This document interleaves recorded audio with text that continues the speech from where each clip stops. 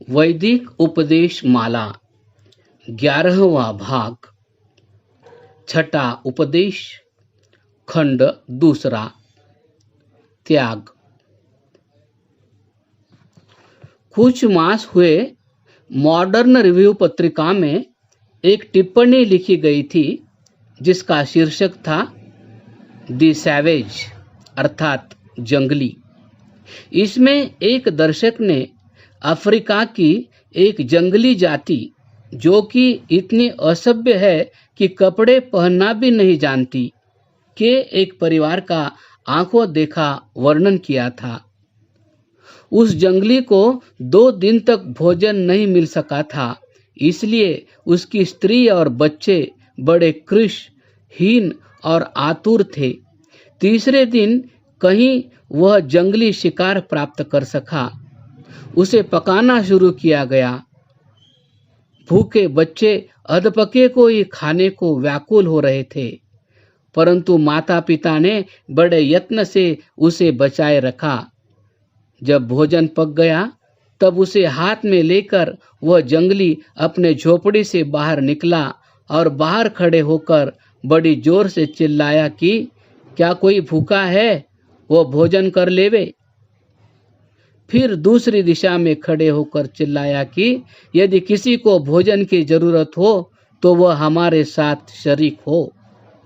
इसी प्रकार 4 बार चारों दिशाओं में उसने भोजन खाने वाले को इतनी जोरदार आवाज में बुलाया कि मानो उसकी आवाज सारे अफ्रीका में गूंज जाएगी।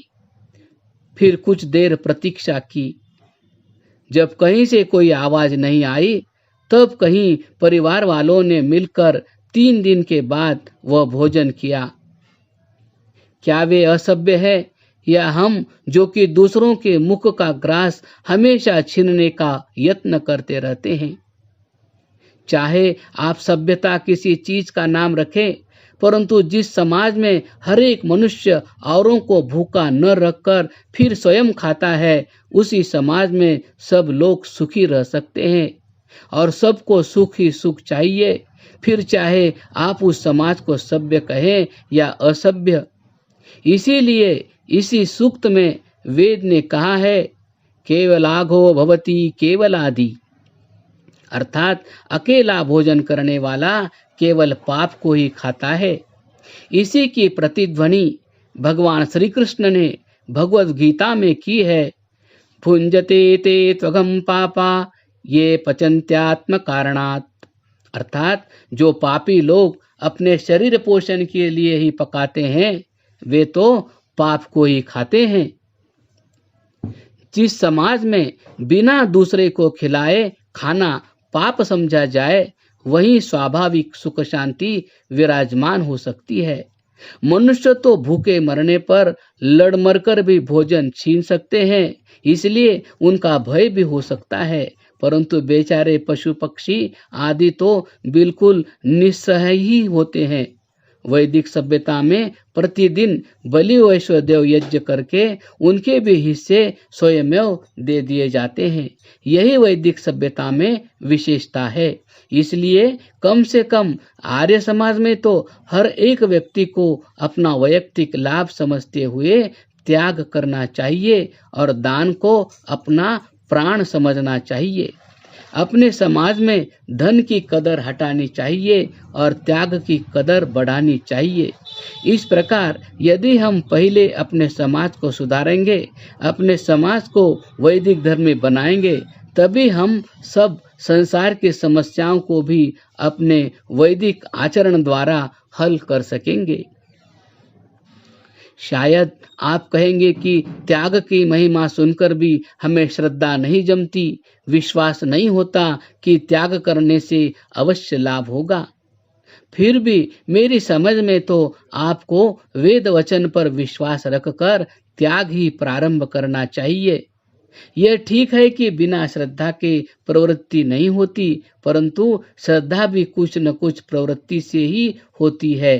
और यह समझ कर कि क्योंकि वेद त्याग का उपदेश करता है और क्योंकि आचार्य दयानंद का जीवन भी हमें दिखलाता है, आप एक बार त्याग कीजिए, त्याग करने पर आपको जो आनंद का स्वानुभव होगा, उससे त्याग में श्रद्धा भी हो जाएगी। उस श्रद्धावश फिर आप जो जो अधिक अधिक त्याग करेंगे, त्यों त्यों आपकी श्रद्धा बढ़ती जाएगी।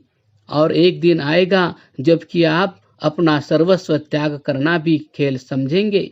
इसलिए आप खाली बैठकर श्रद्धा की प्रतीक्षा न करें, किंतु श्रद्धा न जमती हो तो भी त्याग की तरफ कदम बढ़ाइए। कदम बढ़ाने से श्रद्धा भी स्वयंमेव जम जाएगी। मुझे यहाँ पर कवि सम्राट रविंद्रनाथ जी ठाकुर का एक हृदयग्राही गीत स्मरण आता है। उसका हिंदी अनुवाद मैं पाठकों को जरूर सुनाना चाहता हूँ। आप इसे जरा ध्यान से पढ़ें। मैं गांव की गली में द्वार द्वार पर भीख मांगता हुआ फिरता था, जबकि एक भव्य स्वप्न की तरह तेरा स्वर्णमय रथ दूर से दिखाई पड़ा और मैं विस्मित हो गया कि यह राजाओं का रथ राजा कौन है। मेरी आशाएं ऊंची चढ़ गई और मैंने सोचा कि मेरे बुरे दिनों का अंत हो गया, और मैं इस प्रतीक्षा में खड़ा हो गया कि आज मुझे बिना मांगे भिक्षा मिलेगी और इस धूल पर ही सब तरफ से अशर्फियों की वर्षा हो जाएगी। वह रथ मेरे पास आकर खड़ा हो गया। तेरी दृष्टि मुझ पर पड़ी और तू मुस्कुराहट के साथ नीचे उतरा। मैंने अनुभव किया कि अंत में मेरा भाग्योदय हो ही गया। तब तूने एकदम अपना दायां हाथ पसारा और कहा, तेरे पास मुझे देने के लिए क्या है। आह, यह कैसा राजकीय उपहास था कि भिखारी के आगे अपना हाथ पसारना। मुझे कुछ सूझ न पड़ा और मैं खड़ा रह गया और फिर अपनी झोली में से धीरे से एक बहुत ही छोटा अन्न का कण निकाला और इसे तुझे दे दिया। परंतु मैं आश्चर्य में डूब गया जबकि मैंने शाम को झोली खाली करने पर यह देखा कि भीख की उस तुच्छ ढेरी में एक सोने का छोटा सा कण है। मैं फूट फूट कर रोया और पछताया कि हाय, मुझे अपना सर्वस्व तक तुम्हारे लिए दे डालने की हिम्मत क्यों न हुई। सब मनुष्य ऐश्वर्य चाहते हैं और सर्वैश्वर्यवान परमात्मा से सचमुच हमें सब कुछ मिल सकता है, परंतु परमात्मा हमसे सदा यही पूछते रहते हैं कि तुम दान कितना करते हो, त्याग कितना कर सकते हो। और हम जितना थोड़ा सा त्याग करते हैं, हमें पीछे से पता लगता है कि हमारा उतना थोड़ा सा त्याग सुवर्णमय हो जाता है। तब मनुष्य को त्याग में श्रद्धा होती है। तब वह पछताता है कि कितना अच्छा होता कि मैं सब कुछ दे देता। शायद हमें भी कभी ऐसे ही पछताना पड़े।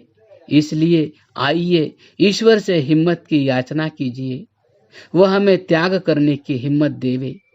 इससे मत घबराइए कि त्याग से आपका नाश होगा, यह कभी नहीं हो सकता। जितना हम त्याग कर सकेंगे उतना ही उच्च ऐश्वर्य प्राप्त कर सकेंगे। महात्मा लोग जो अपना सब कुछ त्याग देते हैं, उन्हें सब संसार का ऐश्वर्य मिल जाता है। हमारे आचार्य स्वामी दयानंद उन्हीं महात्माओं में से थे। वे जिस कुल में उत्पन्न हुए थे वह कुलीन घर था। वह बड़ा प्रतिष्ठित कुल था। उस कुल के पास बड़ी जायदाद थी। उन्होंने इस सब संपत्ति और भोग को त्यागा। इसे त्याग कर उन्होंने जो उच्च ऐश्वर्य प्राप्त किया, उसे भी लोकोपकार में ही स्वाहा कर दिया। उससे अपना कुछ भोग सिद्ध न किया। इसलिए वे भगवान के उन सच्चे पुत्रों में से हुए जो कि अपना सब कुछ त्याग कर ईश्वर के सब ऐश्वर्य पर अपना स्वत्व प्राप्त करते हैं। हम आर्य समाजियों को भी चाहिए कि हम इन त्याग की सीढ़ियों पर चढ़ते हुए हवन के कदमों द्वारा उसी स्थान पर पहुँचे जिसे कि हमारे आचार्य ने प्राप्त किया था। भगवान दयानंद हमारे पथ प्रदर्शक हों। छठा उपदेश समाप्त हुआ। क्रमशः